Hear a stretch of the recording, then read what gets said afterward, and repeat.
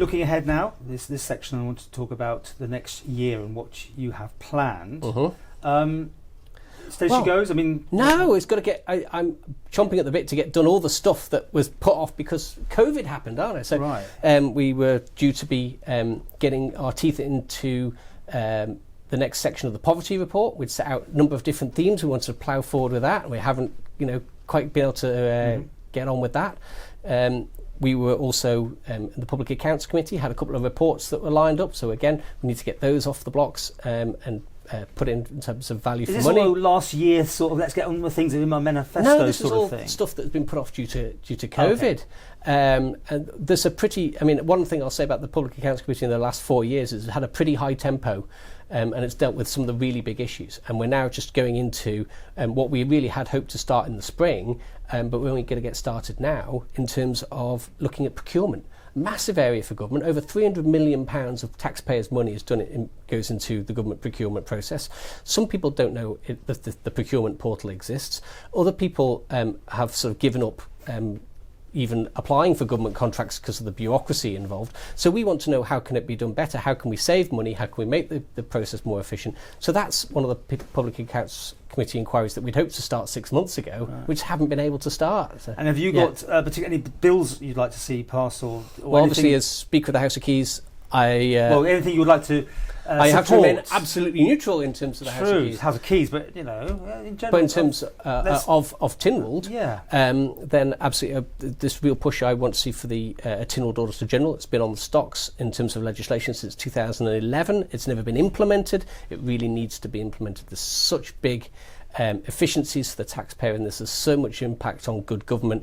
Bear in mind that the only people looking at value for money in a £1 billion spending public service are the Public Accounts Committee, and we have about a fifth of one person as clerk resource for that. Now, good news is that we now have 2 chartered accountants on there and can start doing some of the work ourselves, but that's no substitute for having somebody dedicated to do that. And the National Audit Office reckon they save £10 for every one they spend on that role. At the moment, that's people like me and Laurie Hooper doing it off our own bats in what time we have, rather than having someone dedicated to doing that. And government seems to be getting bigger again. People working in it. And you when you were head of the what was it? Home Affairs. Home Affairs. You were cut to what, 25%? Yeah, that's right. Are you worried about I am worried about that, and I've got a question down for September in order to ask what the what the number of people employed was and what the full-time equivalent was back in 2011, 2012 and now, because I think you're right. I think it has gone down and gone back up. Now, you can't do COVID without having people, and I know a lot of people have been diverted from the day jobs. People are going to be running behind from that and completely understand it. But I do think that despite all that, we have seen a growth in government, and that needs to be unpacked because there's real cost implications, short-term and long-term for that. So it's something that really does need to have a lot of transparency around it. Okay, it appears, so when I go to question time now, it's getting more feisty, should we say? Is it electioneering starting to creep in? Where do you think that goes for you? I think it should always be feisty. Okay. You should always be. No, it was a lot at the policy. beginning. You know it was. I mean, it really was. So. But bear in mind that's people finding their feet. We had 12 new members. It's not like it has been in the past. And I do think that this time has been very different from the previous 2 Houses of Keys that I've been in before this one. So whilst you might say it's a loving, I think there was a lot of people just sort of trying to find their feet, work out how the system worked, how it's feisty now anyway. And people are far more confident in terms of in the chamber. People are far more confident in terms of the issues. Sure. So I do think that's. But we've seen resignations and we've seen sackings and that sort of thing as well. There's been a little bit of.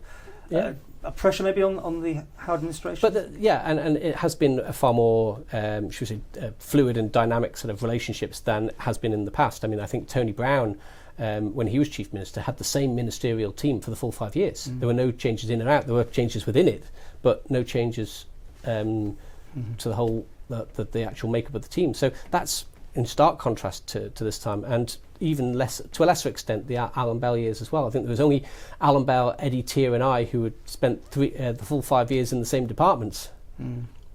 What do you want to do next time? This session coming, I really... I'm sorry, I'm thinking about when after the election, when you want to... You're going to stand, right? Or is this too I don't know. really? Certainly. Seriously? Well, I am aware that Steve Roden is probably not looking to do another term as president. I think that's pretty well given, I think. The normal path would be that the Speaker would, because there'd be no one else with any presiding officer experience to do the job. Okay, you've heard the rumours like I have that a certain politician is eyeing it up. I mean, there's probably more than one actually. I don't know. You must, but you see the successor. Well, I think you do need an experienced presiding officer in that role, because that is the glue that holds the machine together. And so we've been very lucky that we've had Steve Roden here for 5 years. He's had 10 years as Speaker before that, and he's been very good in terms of teaching me some of the ways and means of this office. And then before that, we've had experienced people in Claire Christian, who was a member of Tynwald for many, many years, and likewise before that, Noel Kringle, who did, I think, 30 years. What's the path to getting to that position, by the way? Excuse my ignorance, but don't you have to become an MLC to be that, or you can go straight? No, you get voted from everyone just straight into that. You don't. It's an election next July. Right at the end of at the start of the sitting. So you actually have to do the July sitting straight off the bat. Right. So is it only the MHKs, or is it everyone that votes? It's all of Tynwald members. All of Tynwald. So you need their support. So you're going to have a little charm offensive this year? Or? I will just carry on being me, and if they want me, they'll have me, and if they don't want me, then. But that takes you away from being an MHK. Is that something surely you'd miss? Would you? Absolutely, I'd miss that. Yeah, because it's a real it's a joy and a privilege to be a constituency MHK and to get out there. I mean, it doesn't take you out of the community, but it does mean that you're no longer going to be the direct representative of the constituents. And if you it's a double-edged sword, okay, isn't it? If you didn't get it, would you then want to continue as MHK, or is that completely one of those things you don't need to think about? Yes or? I haven't quite got that far, but I do love this job. I do love the work. I do love the variety of it. I love the chasing down value for money for the taxpayer, representing the constituents. It's something that still fires me up and bounces me out of bed in the morning. But I just think there's a responsibility. Some say you just like dressing up in these clothes, don't you? Really, you get that all the time, don't you? I've had the accusation thrown at me, and I really, as my wife will tell you, drag me along to a fancy dress party. I won't. I'm not happy to go. So it's not really my bag. But I suppose when some people say they wear a lot of hats, I suppose I literally do wear a few hats. Well, we'll see. That's interesting you said that. Now, just to wrap things up, how do you think the actual Quayle administration's done so far? Are you allowed to, you have to be sort of independent on things, but can you give an opinion on that? Yeah, obviously I'd have liked to have seen more on financial transparency, on better scrutiny of government finances. We are getting a big player now. £1 billion is a lot of money for government to be spending. I don't think that politicians on the Isle of Man really do get a true say in where that money goes. I think we were able back to the budget for this, isn't it? Yeah, we're able to tinker around the edges. We're able to look at things in isolation, but in terms of the big picture stuff, I think it's still very much in the iron grip of the executive in the way that it was when the Lieutenant Governor controlled the purse 50 years ago, and it just hasn't changed since then. Could you change it? Can you change it? Well, with enough people behind me, then yeah, or alongside me. But I know that there's a real reluctance to enter into that, but I've never really had a good reason why we shouldn't. Okay. How do you think you've done out of 10 for the last year, your usual vote time? I don't know. I think really when it's come to COVID, I think that Parliament has really stood up, and I would certainly sit there alongside. About you then, yeah, first. But everything's a team effort. Well, I'm going to ask for your vote on the government, but for you, how do you think you've done that 10? I'll give myself a solid 7, yes. Because I think that when the emergencies come along, the role of Speaker, the role of Chairman of the Public Accounts Committee did come forward and stepped up and did the things that I think the public would expect in terms of holding government to account, despite the fact that they still had to move quickly. So did scrutiny, and I think that was a really important outcome. Okay. Tynwald moved quickly. We were able to do sittings. So I take a lot of pride in that.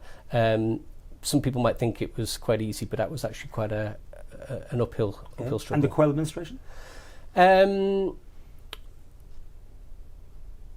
Long thoughts. It is. I'd forgotten you asked me this last year, you see. Every year I've asked it. Yeah, I know.